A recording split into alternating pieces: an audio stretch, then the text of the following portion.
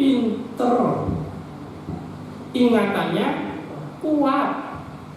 Makanya dinikahi sama Nabi biar tinggal satu rumah sama Nabi. Biar apa? Biar Aisyah nanti bisa menceritakan semua kehidupan Nabi. Mandinya Nabi, wudunya Nabi, pakai bajunya Nabi. Pokoknya urusan rumah tangga yang dia siapa? Aisyah. Maka ketika Nabi meninggal, orang nanya kepada siapa? Aisyah. Aisyah, Nabi mandinya gimana? Aisyah tuh. Aisyah karena cerdas masih ingat. Coba kalau bini kita, udah lupa tahun berapa, udah lupa saya. Ya kan?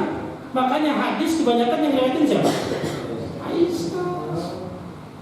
Tuh, jadi tujuannya Nabi itu begitu, biar banyak hadis yang diriwayatkan dari. Coba kalau Nabi nikahnya main tolol, itu kan ada hadis, nggak ada yang tahu Nabi mandi gimana. Nabi berhubungan dengan Aisyah bagaimana, nggak ada yang tahu. Berhubungan suami istri, tata cara berumah tangga, nggak ada yang tahu. Kenapa bini tolong?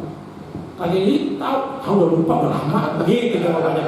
Udah lama, lupa mulu. Tapi Aisyah cerdas, pintar, makanya semua kehidupan Nabi tahu persis. Tidak ada yang kelewat. Maka muncullah hadis tentang rumah tangga ini. Nabi begini, Nabi pakaian begini. Semua Aisyah yang meriwayatkan. Jadi kalau ditanya kenapa Nabi menikahi Aisyah, alasannya tadi bukan karena nafsu, ya bukan karena nafsu ya. Jadi tujuannya seperti itu.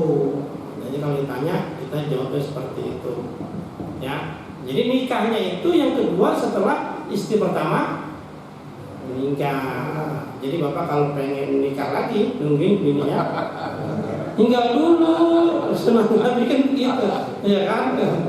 Jadi setelah dia meninggal baru nikah dengan Aisyah, ya kan? Gitu Pak Syukur lagi. Ya, kan?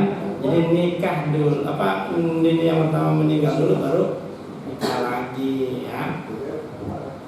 Nah, setelah itu ya Nabi berjuang betul, ya, berdakwah yang menyebarkan agama Islam terus di Mekah mengalami kegagalan.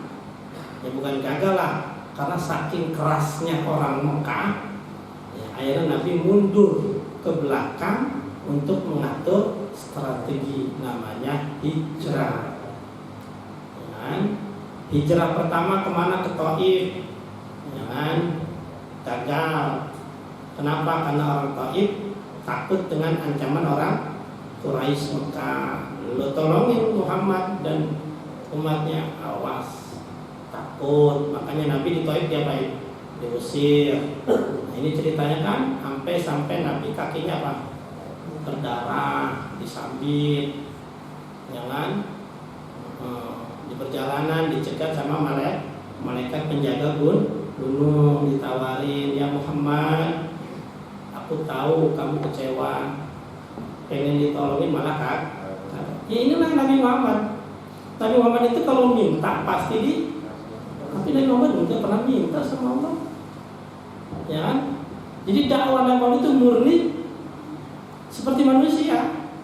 Padahal kalau Nabi Muhammad, ya Allah, Islamkan semua umatku atau Islamkan semua orang sedunia, bisa nggak? Bisa, ya kan? Tapi enggak gitu dakwahnya. Pokoknya berjuang dulu, ya kan? Sampai di Taif dicaci maki, dihina sampai berdarah, pulang malaikat yang turun. Muhammad, biarin lah gue yang balesin kalau baca kita mah. Lu tenang aja, tenang. Lu mau apa? Gua balas dendam tuh orang Taif. Gunung gua mau angkat, gua lemparin ke Taif. Biar mati semua ketiban gunung. Kenapa? Enggak usah. Kalau gua mau juga gua doa biar orang Taif masuk Islam. Kalau mau kan gitu kalau baca kita mah.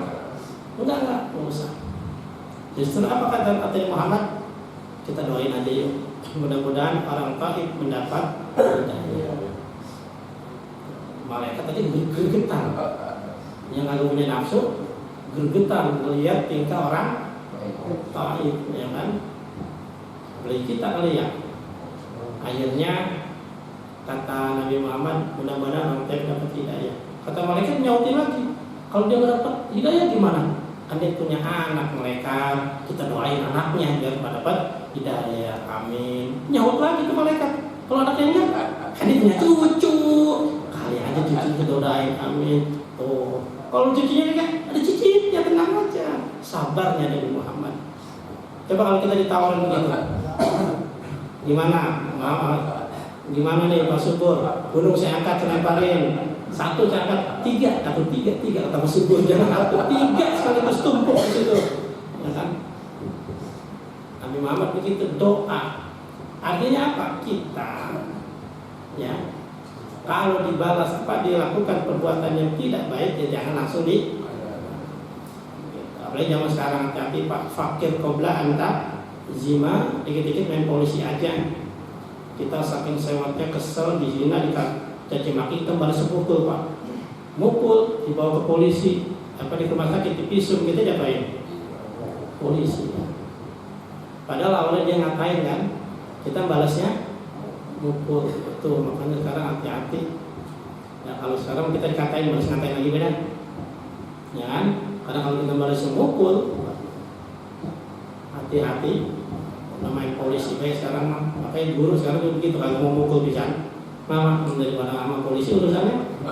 Ya macam-macam naik ke meja, biarin baik udah, apa tulis di apa dipasangin di samping, biarin dah daripada gue maling hukum tuh bocah, termasuk polisi lagi, biar dia tak-takan, ya kan?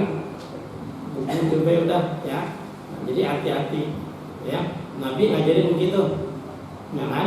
Kita disuruh sabar ya. Nah, akhirnya Nabi gagal ke Taif, pulang, lalu ke Habsyi, Ethiopia, sekarang Ethiopia, Habasah, ya kan? Itu sampai 2 kali ke Habasah, ke Ethiopia, ya. Tapi Nabi nggak pergi, Nabinya tidak pergi, umatnya saja. Nah, baru yang selanjutnya baru ke Yasrib atau sekarang disebut dengan Madinah.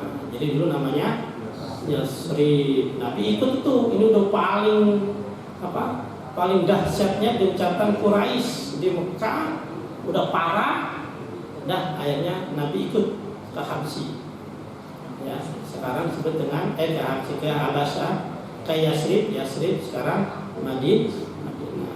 Nabi pergi tuh, ternyata kan dari Mekah ke Yasrib itu kan jauh, kurang lebih 400 kilometer ya. Yang umroh mungkin udah tahu lah perjalanan Mekah Madinah itu kurang lebih 400 kilometer. Naik mobil aja kita berapa jam tuh Pak Subuh? Ada 4 jam naik mobil. Dulu jalan Nabi. Jalan itu 1 minggu, pokoknya 400 km dari sini Surabaya lebih ya. Surabaya, di sana nggak ada kali, nggak ada pohon, ya gurun jalan. Tapi kenapa mau? Ya itu tadi, ingin mundur sejenak untuk mengatur kekuatan baru. Nah, akhirnya di Madinah ternyata apa? Orang Mekah dengan orang Madinah beda karakter. Orang Madinah karakternya lembut. Yang haji dan umroh yang bisa beda-bedakan mana orang Madinah, mana orang lembut. Makanya Nabi belum datang saja mereka udah masuk Islam. Baru dengar aja cerita Nabi mereka udah senang. Makanya mereka dengar Nabi, wah senang, langsung masuk. Makanya Nabi datang disambut. Nah itu dengan salah satu lagunya, Qala al-badru alaina min saniyatil wada. Itu orang Madinah menyambut kedatangan Nabi padahal mereka yang kenal Nabi, belum pernah ketemu dengan. Ya kalau sekarang udah WA, ada fotonya kan. Kalau dulu kan nggak ada. Mereka belum ketemu Nabi, tapi mereka sudah beriman kepada Nabi. Ketika Nabi datang, disambut dia bingung, Nabi ini yang mana nih? Ya kan? Akhirnya salah kan? Siapa yang ini mereka? Kalau kita dikalungin sorban Abu Bakar. Kadang-kadang tuanya Abu Bakar, Pak ini Nabi. Ternyata bukan, salah. Itu. Jadi Madinah dalam waktu singkat maju pesat. Gara-gara siapa? Nabi. Makanya berubahlah Yatsrib namanya menjadi Madinatul Munawwarah. Artinya apa? Madinah itu kota. Bahasa Arab yang artinya adalah kota. Munawwarah itu yang bercahaya, yang terang. Gara-gara siapa? Nabi. Nah, makanya terkenal sampai sekarang Madinatul Munawwarah. Cuman orang nyingkat jadi Madinah. Munawwarah ini bukan kepanjangan. Jadi Madinah aja sekarang Madinah. Padahal secara bahasa Madinah artinya apa? Kota. Madinatul Depok, kota Depok. Madinatul Surabaya, ya kan? Kota. Madinatul Jakarta, kota Jakarta. Jadi sejarah kenapa berubah menjadi Madinah? Ya gara-gara Nabi datang ke situ. Atau nyebutnya Madinatul Rasul, kotanya Rasul. Maju pesat Madinah gara-gara Nabi datang ke sana. Jangan waktu tidak lama, jangan 100%, ya, bisa dikatakan 90% Islam semua. Itu hebatnya orang Madinah. Orang lembut, baik-baik, ya kan? Beda karakter dengan orang. Padahal Nabi lahir di mana? Di Mekah. Besar di Mekah, menerima wahyu, tetap aja nggak percaya. Karakternya begitu, ya kan? Nah, setelah itu Nabi tinggal di mana? Di Madinah. Nah, itu pengen tahu jawabannya minggu depan kita lanjutin lagi. Ya kan? Biar dia penasaran gitu ya. Dan jangan dia ngeliat di Google dulu, besok pulang aja udah tahu jawabannya.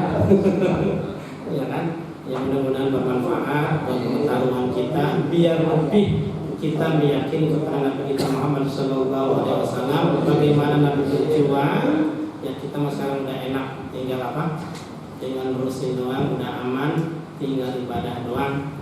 Ya, mudah-mudahan Allah jaga keimanan kita, keluarga kita, Allah kuatkan iman dan Islam kita, Allah jaga kesehatan kita dan keluarga kita, khususnya Bang Anton dan keluarga besarnya, biar Allah mudahkan segala urusannya, yang pada sakit biar Allah angkat penyakitnya, yang belum sembuh biar Allah kasih kesabaran buat yang sakit dan buat yang merawatnya, yang punya masalah biar Allah kasih solusinya, yang punya utang biar lunas utangnya, yang punya hajat biar Allah kabulkan hajat dan cita-citanya, yang belum punya kerjaan Allah kasih kerjaan yang layak, yang sudah kerja Allah keberkahi kerjaannya, diberikan yang banyak yang halal yang berkah, yang belum punya keturunan Allah keturunan yang banyak, yang sudah ada keturunannya, yang keturunan yang salihin dan salihah, yang sedang belajar anak cucu kita semuanya Allah mudahkan dalam belajar, Allah berikan ilmu yang bermanfaat yang berkah, yang pesantren yang berkah, kuat sehat, diberikan ilmu yang manfaat, dan juga pengajian kita biar tetap istiqomah, kampung kita, negara kita dari musibah bencana penyakit. Al-Fatihah. A'udzu billahi minasy syaithanir rajim. Bismillahirrahmanirrahim. Alhamdulillahirabbil alamin. Arrahmanirrahim. Maliki yaumiddin. Iyyaka na'budu wa iyyaka nasta'in. Ihdinas siratal mustaqim. Siratal ladzina an'amta 'alaihim ghairil maghdubi 'alaihim waladdallin. Dari sekian, wabillahi taufiq wal hidayah. Assalamualaikum warahmatullahi wabarakatuh. Waalaikumsalam. Hadirin jamaah yang dirahmati Allah Subhanahu wa taala, sesudah acara kita atau taklim kita yang telah disampaikan oleh